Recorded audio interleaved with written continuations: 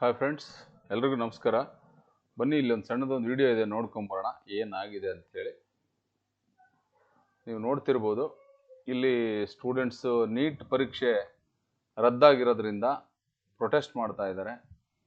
ಇಲ್ಲಿ ಈ ನೀಟ್ ಪರೀಕ್ಷೆ ಏನು ರದ್ದಾಯಿತು, ಇದರಿಂದ ಭಾಳಷ್ಟು ಜನ ವಿದ್ಯಾರ್ಥಿಗಳು ನಿಜಕ್ಕೂ ಆಘಾತಕ್ಕೊಳಗಾಗಿದ್ದಾರೆ ಅಂತ ಹೇಳಿದರೆ ತಪ್ಪಾಗಲಿಕ್ಕಿಲ್ಲ.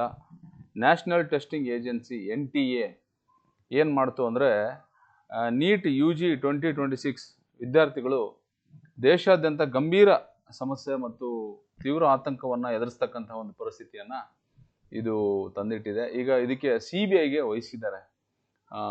ಇದನ್ನು ಯಾಕೆ ಹಿಂಗಾಯಿತು ಅನ್ನೋಂಥದ್ದನ್ನು ಕಂಡುಹಿಡಿಯಲಿಕ್ಕೆ CBIಗೆ ವಹಿಸಿದ್ದಾರೆ. ಇಲ್ಲಿ ನೀವು ನೋಡ್ತಾ ಇರ್ಬೋದು, NTAದವರು ಮಾಡಿರೋಂಥ ಎಡವಟ್ಟು. ಇತ್ತೀಚಿನ ಒಂದು ಪರೀಕ್ಷಾ ರದ್ದತಿ ಮತ್ತು ಆಡಳಿತಾತ್ಮಕ ಬಿಕ್ಕಟ್ಟಿನ ಸಮಸ್ಯೆಯಿಂದಾಗಿ ಸ್ಟೂಡೆಂಟ್ಸ್ಗಳು ತುಂಬಾ ತೊಂದರೆಗೊಳಗಾಗಿದ್ದಾರೆ. ಸೊ ಇಲ್ಲಿ ಈ ಸಂದರ್ಭದಲ್ಲಿ ನಾನು ಈ ವಿಡಿಯೋನ ಯಾಕೆ ಮಾಡ್ತಿದ್ದೀನಿ ಅಂದರೆ, ಸ್ಟೂಡೆಂಟ್ಸ್ ಯಾರು ಕೂಡ ಆಘಾತಕ್ಕೆ ಒಳಗಾಗಬಾರ್ದು. ತುಂಬ ಇಂಪಾರ್ಟೆಂಟು. ಜೀವನದಲ್ಲಿ ಬರ್ತಕ್ಕಂಥ ಸವಾಲುಗಳನ್ನು ನೀವು ಎದುರಿಸಬೇಕು. ಸೊ ಆ ಕಾರಣಕ್ಕಾಗಿ ಯಾರು ಯಾವುದೇ ಕಾರಣಕ್ಕೂ ಕೂಡ ನೀವು ಆಘಾತಕ್ಕೊಳಗಾಗೋ ಅವಶ್ಯಕತೆ ಇಲ್ಲ. ಓಕೆನಾ? ಸುಮಾರು 22 ಲಕ್ಷ